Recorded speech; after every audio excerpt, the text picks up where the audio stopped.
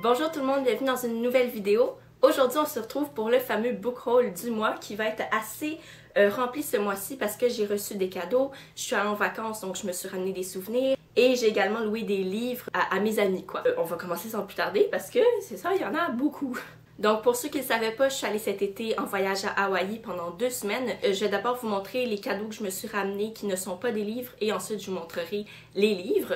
Donc voilà, c'est vraiment chouette. Donc la première chose que j'ai trouvée, c'est une petite fleur comme ça ici. C'est un peu banal, mais en fait, tout le monde, je pense, est au courant que Hawaï, c'est les chemises hawaïennes, beaucoup de fleurs tout partout, c'est vraiment le motif hawaïen. Voilà, donc, et c'est pas pour rien parce que la fleur est vraiment présente sur les îles. Moi, j'ai juste visité l'île de Maui, mais donc, à Maui, les arbres à fleurs, les arbres fleuris, les arbustes fleuris, il y en a partout. Ils sont vraiment imprégnés de fleurs et des fleurs de toutes sortes, de toutes les couleurs. C'est magnifique. Donc, je vais absolument me ramener une fleur et j'étais vraiment ravie quand j'ai découvert cette fleur-là qui s'attache comme ça ici parce que, en fait, la qualité du faune est vraiment bonne. C'est pas en tissu mou, c'est vraiment consistant, donc ça garde sa forme et donc je peux la garder longtemps. J'ai porté pendant le reste de mes vacances dès que je l'ai acheté. Et puis la deuxième chose que je me suis prise, c'est une œuvre d'art parce que j'aime beaucoup ramener des toiles quand je vais en voyage. C'est comme un poster qui a été imprimé sur un morceau de métal, là, vraiment simple. Bref, ça va luire un peu, fait que je vais la bouger comme ça. C'est écrit Exotic Paradise, Honolulu Bay, North Shore, Maui, Hawaii. Donc, ça se prononce bien Hawaii et non pas Hawaii, sans prononcer le I. Il faut dire le I à la fin, c'est important. Donc, voilà, alors, Honolulu Bay, c'est une plage que j'ai visitée qui est réputée pour le snorkeling, donc avec le tuba, regarder les poissons. En fait, quand nous on est allés, il y avait comme 4 poissons, là, fait que... Bref, mais la toile est vraiment jolie. Ça ressemble à ça. J'espère que vous allez bien voir, ça va pas trop luire. La toute dernière chose que je me suis procurée, qui celle-là n'était pas prévue, c'est un morceau de vêtement. Donc c'est un tissu qui peut être mis de plusieurs manières et ça fait différents vêtements, différentes coupes de vêtements. Donc c'est vraiment chouette. Il y avait plusieurs kiosques du genre au bord de la plage où moi j'habitais. Et puis un jour on se promenait à côté de ces kiosques-là et ma mère et moi on a un peu beaucoup craqué. Puis ma mère m'a gentiment offert cette pièce de vêtement. Donc c'est un tissu comme ça ici, bleu, avec encore les fameuses fleurs. Il y en avait de toutes les couleurs, là même des couleurs étranges genre rose avec du quadrillé noir et blanc. Il y en avait pour tous les goûts. Moi, je préfère ce bleu-ci. Puis voilà, donc c'est un tissu avec, bon, la marque ici. Et puis, ça peut être une jupe. Donc ici, la bordure, ça veut dire qu'il y a vraiment 2 épaisseurs à la jupe. Donc la première, la deuxième. Et puis ça peut être autant une jupe, dépendant comment on la met avec le trou au centre, ça peut être une robe.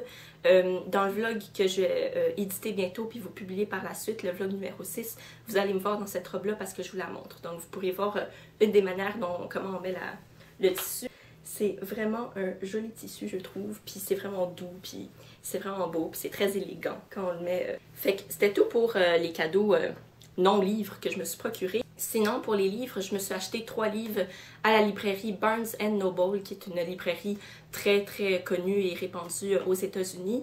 Et puis, il y a toujours cette section chez Barnes & Noble où c'est une table avec plein de livres joliment illustrés, des livres, une édition en fait qui est en association avec la librairie et qui produit pour elle des belles couvertures de livres, souvent des classiques. Donc, évidemment, j'ai craqué pour un de ces livres-là. Bref, je vais vous montrer ça tout de suite. Alors, je me suis procuré, et là je vous l'ai dit dans le vlog, pour ceux qui ont suivi les vlogs, mais je vous le montre aussi dans cette vidéo aussi, je me suis procuré enfin le premier tome de Outlander de Diana Gabaldon. Donc ici c'est les livres de poche, ça m'a coûté 10 $ américains. Donc c'est vraiment pas cher comparé à ici avec la traduction française, ça coûte 30 $ canadiens, donc c'est vraiment cher.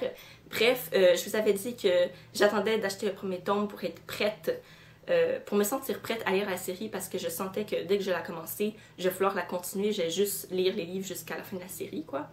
Un peu comme Harry Potter dans le fond. Et puis, donc j'attendais. Mais là, quand j'ai vu que ça coûtait vraiment pas cher, ben je l'ai acheté. Donc, je vais pas la commencer tout de suite parce qu'il y a d'autres livres que je vais lire avant. Mais au moins, j'ai le premier tome. Donc, je suis vraiment contente. Ensuite de ça, à la fameuse table avec les belles éditions, quand j'ai vu cet exemplaire-là, je me suis pas posé la question 2 fois, c'est sûr que je l'avais avec moi. En plus, il coûtait vraiment peu cher. La voici. C'est-tu pas magnifique? J'adore, je capote. Donc, ça s'intitule Irish Fairy and Folk Tales. C'est donc un recueil de contes décrits sur le folklore irlandais. La couverture est magnifique. Et puis, il y a beaucoup de booktubers, autant américains que francophones, qui ont beaucoup d'attirance envers l'Angleterre ou l'Écosse, beaucoup l'Écosse à cause de Outlander notamment. Et puis moi, c'est l'Irlande. Dans les pays anglophones, moi, c'est l'Irlande parce que, en fait, j'ai du sang irlandais en moi, fait que c'est comme un peu... j'en ai pas beaucoup, mais j'en ai. Ça vient de mon arrière-grand-mère, donc c'est pas si loin que ça. Fait que j'ai comme, tu sais, un attachement à ma lignée, quoi. Et puis, je me suis dit, ben, je vais apprendre plus sur cette culture-là avec cet exemplaire-là. Même les pages sont dorées, c'est juste trop beau. Puis ça, c'est à l'intérieur. Il y a des poèmes, des histoires écrits en prose aussi, mais c'est majoritairement... Ah, non, même pas. C'est pas majoritairement poétique. Il y a de la prose beaucoup. Mais bref, c'est magnifique et ça m'a coûté que 7,98 $. Donc, j'ai déjà commencé, j'ai pas terminé, donc je vais vous le présenter dans le prochain bilan. Mais voilà, c'est juste magnifique comme exemplaire. C'est trop beau, puis ça brille et tout. Et finalement, quand je suis retournée une deuxième fois au Barnes Noble, oui, le jour de mon départ, parce que je voulais absolument y aller une deuxième fois, parce que je vais pas aux États-Unis à chaque année, puis ils ont tellement des belles librairies qu'il fallait que j'y retourne une deuxième fois, au moins dans mon voyage. Et là, je me suis dirigée vers un kiosque d'œuvres jeunesse, toujours dans les belles éditions, parce que pourquoi pas. Ben, je cherchais quoi me procurer et quand j'ai vu cet exemplaire-là, je me suis dit, j'aime beaucoup cette série-là, elle m'a marqué comme série jeunesse, fait que je vais l'acheter en belles éditions. J'ai dit ça au pluriel, en belle édition. Donc, il s'agit de Anne of Green Gables, écrit par L.M. Montgomery. Donc, c'est une auteure canadienne qui a écrit sur l'île du Prince-Édouard. Donc, une aventure qui se passe à l'île du Prince-Édouard.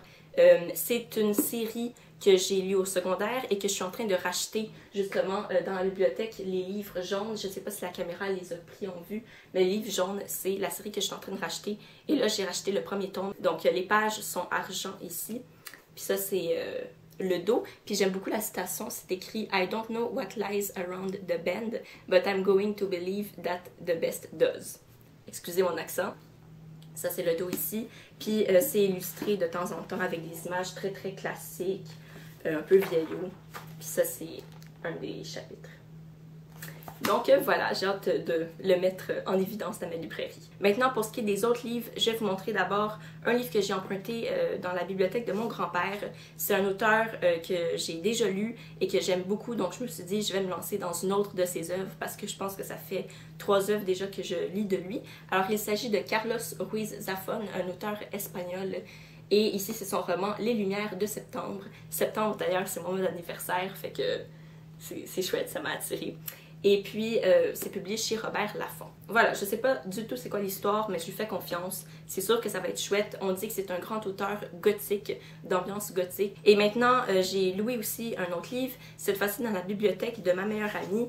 C'est la suite d'une série que je suis en train de lire, soit les Raven Boys. Un livre d'ailleurs dont je vous parle dans mes vlogs, donc je vous mettrai le lien en barre d'informations. Alors, il s'agit du 3e tome de la trilogie, soit Blue Lily, Lily Blue. Et c'est écrit par Maggie Steve Vater. Et voilà, c'est publié chez Scholastic Press. Donc, la page couverture, d'ailleurs, est magnifique. Dans le fond, ça, c'est un roman young adulte fantasy avec des corbeaux, de la mythologie nordique. Ça se passe aux États-Unis et les personnages sont très originaux et on prend le temps de les développer. C'est un des points forts du récit, c'est que tous les personnages qu'il y a dans le livre sont uniques, sont différents vraiment les uns des autres et on prend le temps de développer leur psychologie et de voir leur évolution dans la trilogie. Et ça, j'adore. Finalement, j'ai 2 autres livres que j'ai empruntés d'un ami. En fait, c'est lui qui me les a passés. Et puis, j'ai vraiment hâte de les lire. Donc, cet ami-là est allé en vacances en Finlande et il m'a ramené des romans d'une auteure vraiment très, très, très importante dans la culture finlandaise. Il s'agit donc de Tove Jansson, qui s'écrit comme ça. Et ça, c'est un de ses best-sellers, Le livre d'un été. Je crois que cette auteure est morte. En fait, c'est ce que me dit mon amie. Donc, elle est déjà décédée. Donc, c'est un peu intense de dire morte. Mais bref, Tove Jansson a créé des références culturelles vraiment très très importantes. Et l'autre livre qui m'a passé, c'est un autre auteur, cette fois-ci pas du tout finlandais. Il s'agit de Christian Lehmann et qui a écrit La Citadelle des cauchemars, publié chez France Loisirs, voilà. Non, l'École des loisirs, pardon. Donc, La Citadelle des cauchemars. Donc, le résumé de l'histoire, en bref, c'est celle de Vincent, un petit garçon qui commence à faire des insomnies depuis que son grand-père est mort et il n'ose pas en parler à ses parents ou quoi, ou demander de l'aide pour arrêter ses cauchemars parce qu'il a peur de rendre ça plus réel que ce ne l'est déjà. Donc voilà, il continue de faire ses cauchemars et il y a une bestiole dans ses cauchemars qui lui fait vraiment peur et qui veut venir lui parler. Donc là, il va devoir essayer de dealer avec ça, comme on dit, d'arranger la situation. Donc ça va être un peu, je pense, son évolution dans dans ce malheur-là qui lui arrive de faire des cauchemars et de faire de l'insomnie à tous les soirs. Finalement, de mon même ami, il m'a ramené un livre de son voyage. C'est toujours écrit par Tove Jansson et c'est un recueil de nouvelles qui s'intitule The Listener. Et puis voilà, il y a une citation de Philippe Pullman de la série À la croisée des mondes juste en bas, donc j'ai vraiment aimé ça quand j'ai vu ça. Et puis elle a l'air vraiment intéressante comme auteure aussi. Tove Jansson, c'est elle qui est la créatrice, pour ceux qui sont au courant un peu de la culture finlandaise, c'est la créatrice des Moomies, soit des petits bonhommes qui ressemblent à des hippopotames croisés avec des bébés dinosaures, vraiment tout doux pour les enfants. C'est de la littérature jeunesse et les Moomies sont connus de tout le monde en Finlande. Donc voilà. Et là, ici, c'est plus des recueils d'histoires pour adultes, cette fois-ci. Et finalement, ce que j'ai reçu de mon père et de ma grand-mère cette fois-ci, parce que voilà, il n'y avait pas vraiment de raison particulière pour les deux premiers livres que je vais vous montrer. J'étais vraiment étonnée. Un jour, il m'arrive « Tiens, Evelyne, pour te remercier de telle affaire avec laquelle tu nous as aidés, voici des livres. » Là, j'étais comme « Ouh, d'accord. » Chouette. Le premier livre que j'ai reçu, c'est Catherine la Grande, une biographie écrite par Henri Troyat, qui est un autre auteur de l'Académie française. Je dis autre parce qu'en ce moment, je suis en train de lire Un écrivain en pyjama de Dany Laferrière, qui est récemment admis, disons, à l'Académie française. Donc là, c'est l'histoire de Catherine la Grande. Et moi, j'aime beaucoup lire les biographies. Et en plus d'avoir vu que c'était Catherine la Grande, ça m'a vraiment fait sauter de joie parce que dans mes cours l'année passée, on en a parlé, on disait d'elle que c'était une reine qui agissait un peu comme mécène envers les auteurs français. J'étais vraiment curieuse d'en savoir plus sur elle et là, boum, il y a un livre qui arrive, sa biographie, donc je pouvais pas mieux demander. Le deuxième volume que j'ai reçu de mon père, c'est plutôt un coffret avec plusieurs romans, voilà. Et c'est des romans de Pennac. Donc, je me souviens plus de son prénom, fait que je vais pas dire n'importe quel prénom, mais c'est Pennac, tout le monde connaît Pennac. Et j'ai reçu, donc, ici les romans. J'ai reçu La Fée Carabine que j'ai déjà dans ma bibliothèque, donc je vais la donner, je pense, l'autre édition. Et puis ensuite, j'ai reçu La Petite Marchande de prose. Et finalement, Au bonheur des ogres. Et j'aime beaucoup le coffret, j'aime beaucoup les dessins qu'il y a dessus, donc je vais prendre le temps de vous les montrer. Et ça, c'est l'autre côté.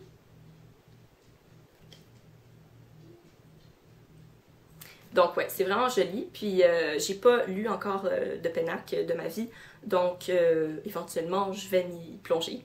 Et j'aurai beaucoup de contenu, quoi. Et finalement, les tout derniers livres de ce book haul un peu gargantuesque, c'est les revues que ma grand-mère m'a offert en apprenant que j'ai commencé à tricoter. Donc effectivement, j'ai commencé cet été, vers le milieu de l'été, à tricoter. J'ai commencé avec des vidéos sur YouTube et ensuite je suis allée voir mes voisins qui sont des pros du tricotage. Je sais qu'on dit pas tricotage, mais bref. Donc la première revue que j'ai reçue, c'est Mon tricot, 1100 points et conseils, aiguilles et crochets. Alors voilà à quoi ça ressemble. Je pense pas que les éditions soient encore disponibles aujourd'hui. C'est des revues très très très vieilles. Mais voilà, puis je vais juste vous montrer un peu l'intérieur pour que vous voyez à quoi ça ressemble. Pour ceux qui tricotent, vous allez savoir qu'est-ce que ça veut dire. Et il y a une section qui m'intéressait tout particulièrement parce que c'est un motif qu'on voit beaucoup sur les chandails tricot. Mais je savais pas comment ça s'appelait. Et quand j'ai vu le nom de ce motif-là, évidemment, j'ai capoté parce que, voilà. Donc, il s'agit de ce motif-là qu'on revoit souvent au milieu des chandails et ça s'appelle du tricot irlandais. Oui, mesdames et messieurs, du tricot irlandais. Donc, un jour, quand j'étais une pro, j'apprendrai à tricoter à l'irlandaise, quoi, faire les motifs parce que ils sont vraiment très jolis. Donc, la dernière revue, c'est Pingouin, la revue Pingouin, création, fil à tricoter, enfant, automne, hiver. Et là, par contre, j'ai l'impression que j'aime moins l'utiliser parce que c'est vraiment très avancé comme revue, je dirais. on apprend à faire des chandails et tout, là, avec les mesures, etc. Donc, ça ressemble à ça, je comprends absolument rien. Et derrière, on a un beau bébé en tricot blanc. Non, mais c'est vraiment chou. Donc voilà, ça c'est les 2 revues que j'ai reçues de ma grand-mère pour le tricot, donc je la remercie grandement. Donc voilà, c'était tout pour les romans et les cadeaux que j'avais à vous présenter aujourd'hui. J'espère que il y a des trucs qui vous auront intéressé, surtout concernant Tove Jansson, qui est cette grande auteure finlandaise. Si vous êtes intéressé à découvrir plus de choses sur la culture finlandaise, commencez par Tove Jansson. C'est pas se tromper, c'est y entrer en plein dans le mille, parce qu'après ça, vous allez entrer dans toutes les insides, vous allez comprendre tout. Je veux dire, tout le monde connaît Tove Jansson en Finlande, paraît-il. Je vous souhaite une super belle journée, des très belles lectures, un très beau commencement d'école encore une fois, et puis on se revoit dans la prochaine vidéo. Bye!